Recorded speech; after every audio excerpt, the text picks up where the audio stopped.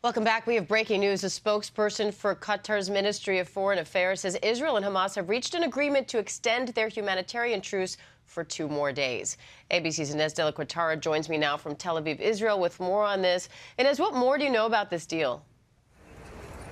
Hey, Diane. Yeah, so there was talk to extend the deal. Earlier today, we heard from Hamas in a statement they were offering to extend this temporary ceasefire. We know the Israelis then considered that. They were offering to extend the truce for another 24 hours for every 10 Israeli hostages released. And we did get confirmation from the Qatari side. We expected that announcement to come from Qatar. We know Qatar has been instrumental here in terms of negotiating this deal, negotiating the hostages release. And a spokesman for the Qatari Foreign Ministry saying in a statement, as part of ongoing mediation, an agreement has been reached to extend the humanitarian truce in the Gaza Strip by an additional 2 days. And then we later got confirmation from Hamas as well in a statement just moments ago. They said the Islamic resistance movement, Hamas, announces that it has been agreed with the brothers in Qatar and Egypt to extend the temporary humanitarian truce by an additional 2 days under the same conditions as the previous truce. And worth pointing out, Diane, that there are still, by our count, 181 hostages being held by Hamas. So if they do, move forward with this deal,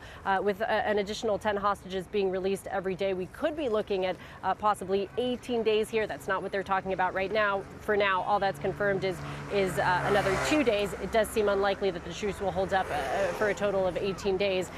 But we know that the U.S. has been pushing for this deal to be extended. Egypt has been involved as well. And certainly some good news here that the truce is going to be extended. And unless we're also learning more about reported problems with today's hostage list. Israeli sources now say the list includes children without their mothers. So how soon can we expect that to be resolved?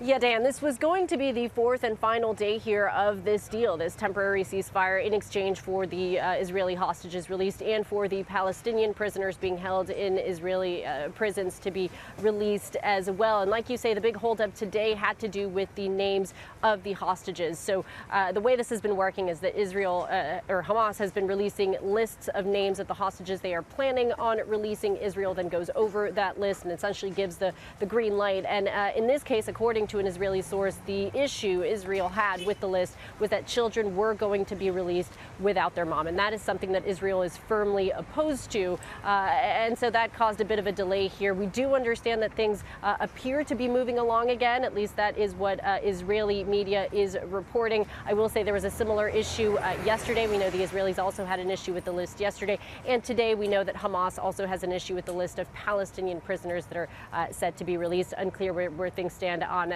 that front. But, I think this goes to show this is still a tense situation, as well as things have been going and as heartwarming as these images have been to see those reunions, ceasefires are fragile. And it really just takes one wrong move for everything to fall apart here. So we are hoping for the best. This was, again, going to be the 4th and final day of this deal. We now know it's going to be extended by another 2 days. And Israeli media reporting that this crisis over the list of names has been resolved. All right. And as we also know, one American hostage was released over the weekend. What's the latest on the other Americans still being held?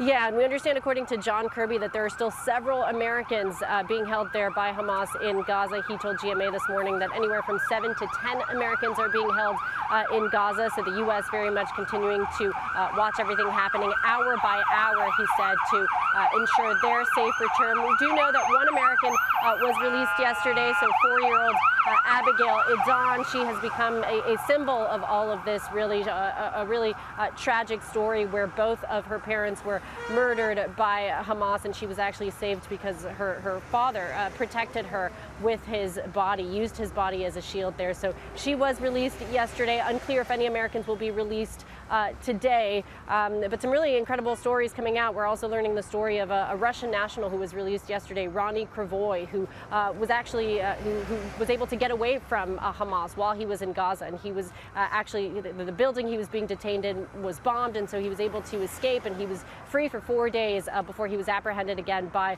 locals, who then handed him back to Hamas. He was among the hostages freed yesterday. So some really remarkable stories there coming out from these hostages, Diane. They sure are. And Inez, what more do we know about the conditions of the hostages released so far?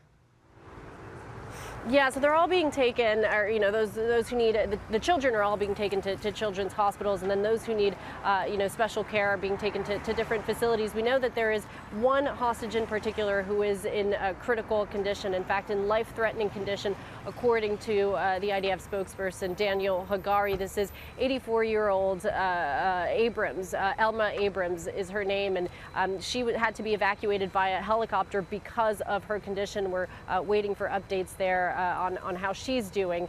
Otherwise, for the most part, they do appear to be in good physical health. We've heard from the father of Emily, for instance, who was also released earlier, that she's lost weight, that she lost weight in her face and in her body. So, but overall, I think the rest of the hostages do appear to be doing okay.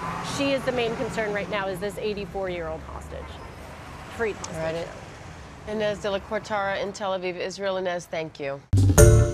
Hi, everyone. George Stephanopoulos here. Thanks for checking out the ABC News YouTube channel. If you'd like to get more videos, show highlights, and watch live event coverage, click on the right over here to subscribe to our channel. And don't forget to download the ABC News app for breaking news alerts. Thanks for watching.